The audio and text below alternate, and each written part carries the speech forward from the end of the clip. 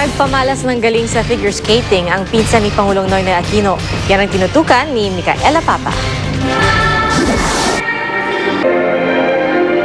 Iba't ibang diskarte ng mga nakilahok sa 2010 Philippine National Figure Skating Championship. May nag-flamenco, nag-hip-hop, at mayroon namang kinarir ang pagiging kuting. Pero agaw pansin pa rin ang 16-year-old Phil-Am na si Ashley Aquino Brickman. Bukod kasi sa pagiging pinsan ni Pangulong Noynoy Aquino, minamanilang ni Ashley ang pagsasayaw sa yelo. I love competing. It's my favorite thing to do. And just the excitement of performing in front of people that enjoy watching the sport. Magaling siya kung sa magaling. Not because pinsan man siya or pamangkin, ano. Sana nga palagi siyang magpa-participate para naman yung mga tao mainggan yung mapanood. Ang ina ni Ashley na si Katrina ay pinsan ng ama ng Pangulo na si dating Senador Ninoy. Hindi naman daw makakaapekto sa resulta ng kompetisyon ang pagiging magpinsan ng Pangulo at ni Ashley. Puro foreigner naman daw kasi ang mga judges.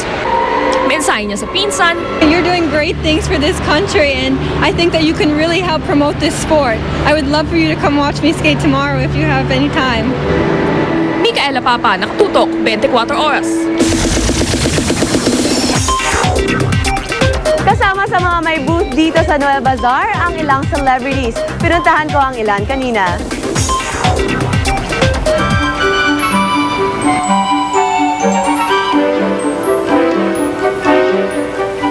Hindi lang pag-arte kundi pagiging negosyante rin ang pinagkakaabalahan ng ilang celebrities ngayong Christmas season. Ang unang here host na si Rhea Santos, mga t-shirt na pambata ang ibinibenta. Sari-saring botones ang pwede mong pagpilian na ilagay sa t-shirt. Customized ito kaya tiyak na walang kapareho. It's actually an online business pero I figured magandang i-launch siya dito sa Noel Bazaar because ang Noel Bazaar kasi ang mga beneficiaries niya, 5 foundations. What a good way to launch your business, 'di ba? By you can sell your stuff at the same time you can help also. Ang R&B princess na si Kyla, mga damit ang tinda.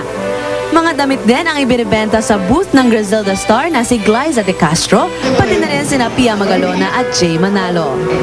Kaya ano pang hinihintay ninyo? Punta na sa Noel Bazaar at baka makita nyo pa ang inyong favorite stars.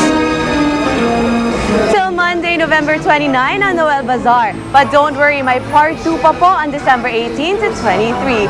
So pwede pa kayo mag last minute Christmas shopping dito.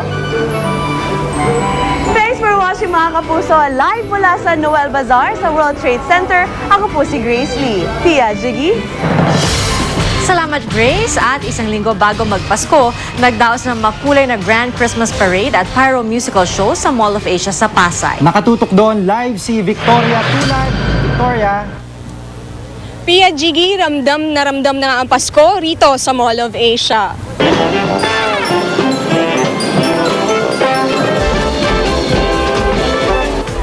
May Christmas trees, mga fairy, bituin, giant candies, at snowman.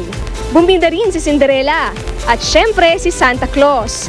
Ilan lamang ang mga ito sa mga naggagandahang float sa magarbong Christmas parade. Pagkatapos ng parada, nagkaroon ng Pyro Musical Show. Very nice! It's gonna makabongga, Michelle! Maganda po. Bakit? Makulay. Anong favorite mo? Yung clown. Ma'am, amazing po, amazing. Napakaganda. Saka kita yung spirit of Christmas, napakasaya.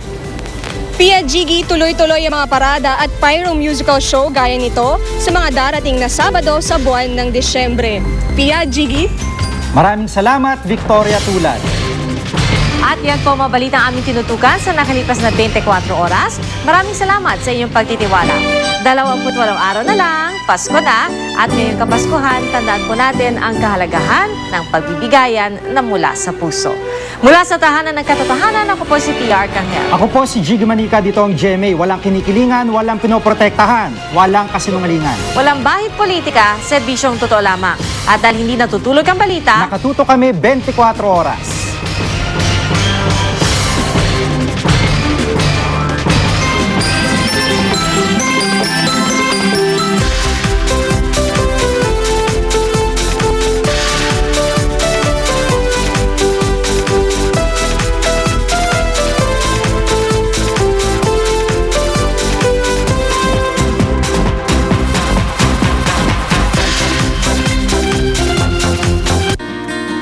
GMA News.